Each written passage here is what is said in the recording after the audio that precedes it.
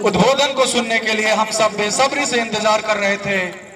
मैं चाहूंगा कि जितने भी लोग यहाँ पर उपस्थित हैं एक बार जोरदार तालियों के साथ उनका स्वागत करें।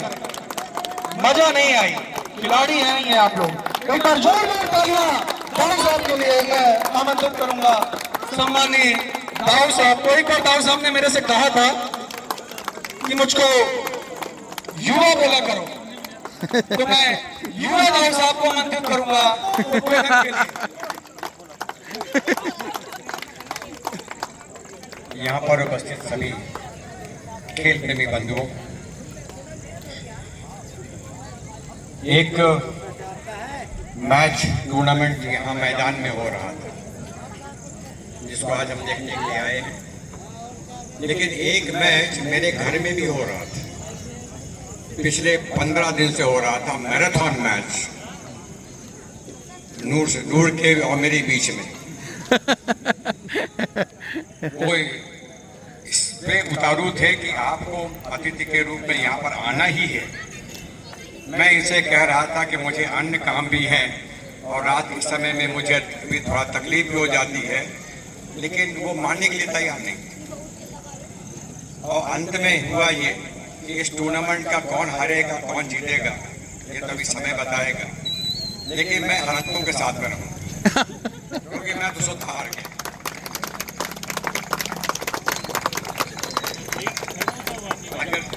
अगर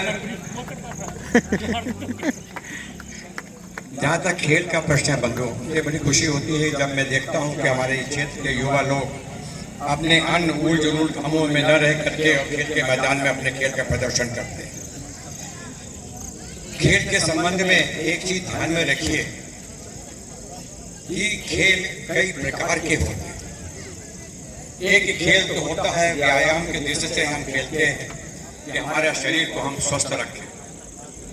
एक खेल होता है मनोरंजन के लिए, खेल शरीर स्वस्थ रहे या न रहे लेकिन मनोरंजन के लिए बड़ा आनंद आता है। और एक ऐसा भी खेल होता है जो कि हम प्रतियोगिताओं के लिए खेलते हैं और प्रतियोगिता का स्तर अपना अलग अलग होता है, अंतर्राष्ट्रीय स्तर भी होता है। और अगर हमको अंतर्राष्ट्रीय स्तर का खिलाड़ी बनना है तो उसके लिए एक अलग मापदंड है, मनोरंजन के खेल के लिए अपने अलग मापदंड है और स्वस्थ रहने के लिए अपने अलग मापदंड होते हैं। लेकिन एक चीज जो सुनिश्चित है कि जब तक हम सब खेल में रुचि ले रहे हैं तो चाहे वो स्वास्थ्य के लिए हो, चाहे मनोरंजन के लिए हो और चाहे अंतर्राष्ट्रीय लेवल के हमको खिलाड़ी होना हो, हमको खेल तो खेलना ही पड़ेगा। और खेल की व्यवस्था को देखते हुए कभी कभी चिंता होती है, ये पता नहीं मेरे नाम से कहाँ पर वो नाम चिपक गया है, विकास पुरुष विकास पुरुष।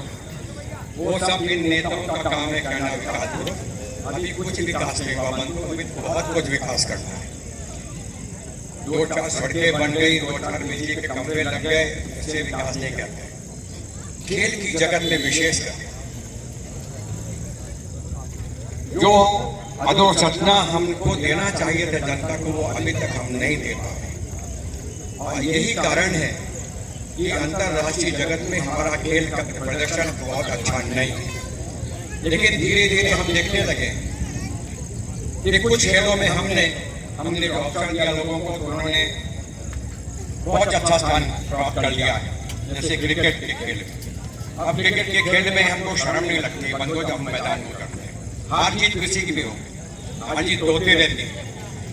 मैंने देखा है 1962 की बात कर रहा हूँ, 1962 में नहीं 62 में 61 में मैं गया था कलकत्ता में क्रिकेट मैच देखने के लिए। उस वक्त टीवी वगैरह नहीं हुआ करते थे। अगर आपको मैच देखना है तो खबरों में पढ़ लीजिए मैच के रिपोर्टिंग, या कि वहाँ पर अंदर जाके स्टेडियम में देखना। कलकत्ता में मैच हो रहा था वेस्ट इंडीज वर्सेज इंडिया की, और वेस्ट इंडीज की टीम बहुत बढ़िया थी। उसमें जितने नाम थे 11 नाम आज इंटरनेशनल जगत में वो जाने माने ना। और वहाँ पर हालत ये थी कि जब हमारे खिलाड़ी मैदान में उतरते थे, 1-2 को छोड़ करके बहुत से लोग तो लिटरली हमने देखा है बातें हुए, तो जब गेट देखने आते थे तो हमारे खिलाड़ी पीछे खसने की कोशिश करते थे और किसी तरह से बल्ले में बैट लग जाए। हारते थे, निश्चित हारती, तब लगता था यार क्या हमारा खेल का स्तर होगा। लेकिन आज जब हमारा खिलाड़ी कोई भी उतरता है मैदान में तो हमको लगता है कि हीरो बनकर ही आएगा और इसके साथ पटरी में उतार नहीं कर सकेंगे। मैं तो इसी प्रकार से बहुत सारे खेल और हैं, उसका बहुत ज़्यादा प्रदर्शन नहीं होता है। मैंने तीरंदाजी का खेल भी देखा है। तीरंदाजी में हमारे आदिवासी लोग बहुत अच्छा खेल खेल रहे हैं और अब तो हमारे समाज में भी तीरंदाजी का कमान से, बंदूक से, पिस्टल 10 मीटर्स 100 मीटर्स सब में हम बहुत ऊंचाई को प्राप्त कर रहे हैं। बैडमिंटन में भी आपने देखा होगा कि हमारी बैडमिंटन के भी लोग बहुत अच्छा स्थान विश्व में बना लिया है। इस प्रकार से एक एक की चर्चा करने की आवश्यकता नहीं है, लेकिन उन सब लोगों को किसी न किसी रूप से सुविधा मिली और जब सुविधा मिलती है तो वो अपने आप आगे बढ़ जाते हैं। और सबसे अच्छा उदाहरण है हमारे उस खिलाड़ी का जो जैवलिन फेंकता है, क्या नाम उसका, उसको सरकार ने उसके ऊपर कम से कम 3 करोड़ रुपया प्रति वर्ष खर्च कर रही है ट्रेनिंग दिलाने में।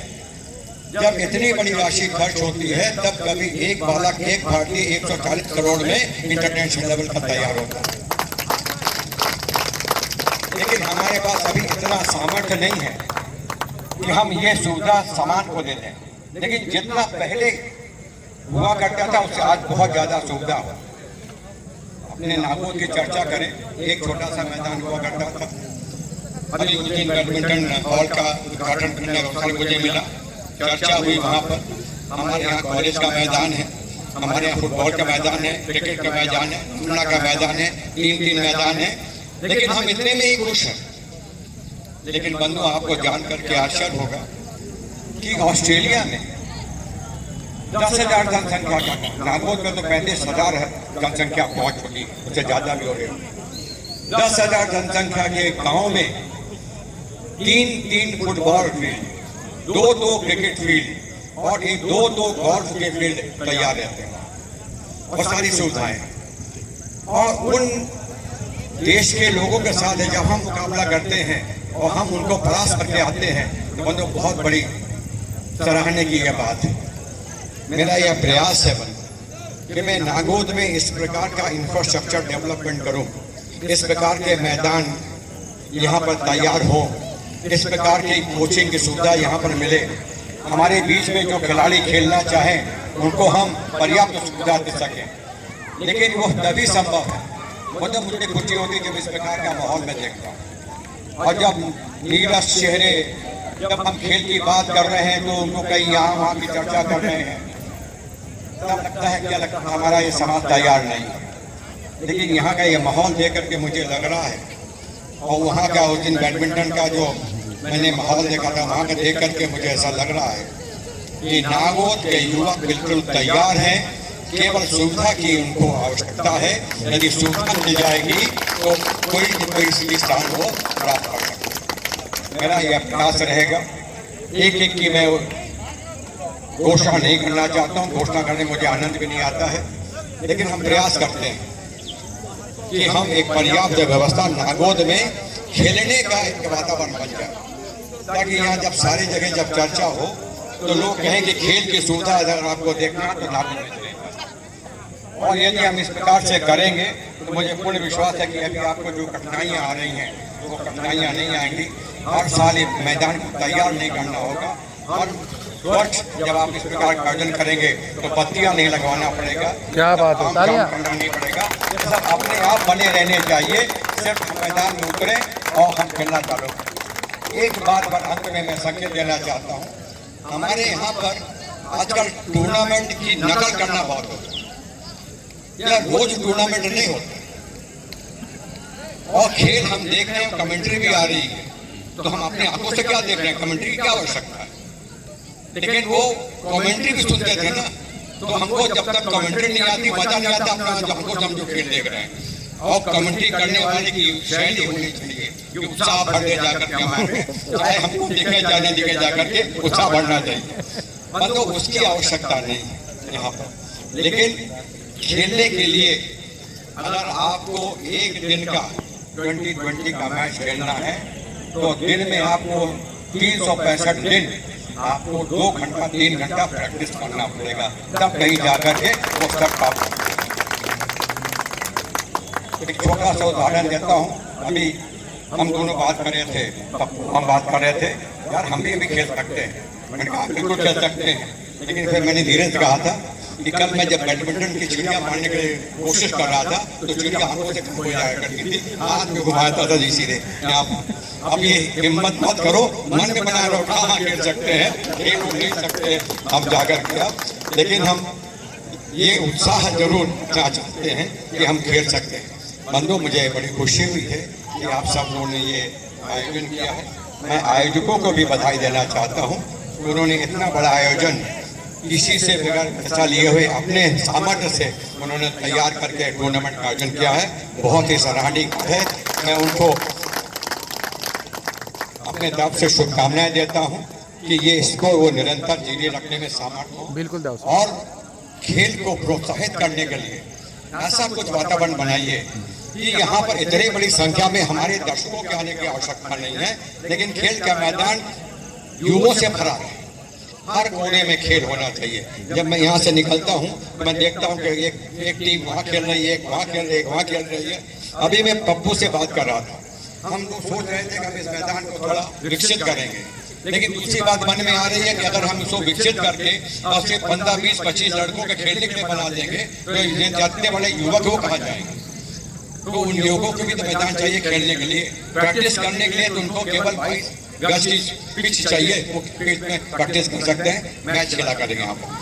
तो कोशिश कीजिए आप सब लोग जितने भी खेल प्रेमी हैं जो खेल चुके हैं, यहाँ बहुत सारे लोग जो अब शायद न खेलते होंगे लेकिन पहले खेल चुके होंगे, वही यहाँ पर आते हैं। मैं अगर बचपन में न खेले होता तो आज यहाँ शायद न आता यहाँ पर, लेकिन मुझे खेल के मैदान की महक, खेल के मैदान की वातावरण वो सब पसंद आती है, इसलिए मैं यहाँ पर आया था। लेकिन वो वातावरण नागोद में निरंतर प्रतिदिन बना पूरे, तब तो मजा आएगा। और केवल टूर्नामेंट के लिए नूर भाई उत्साह किया, उन्होंने कर दिया, इससे काम नहीं।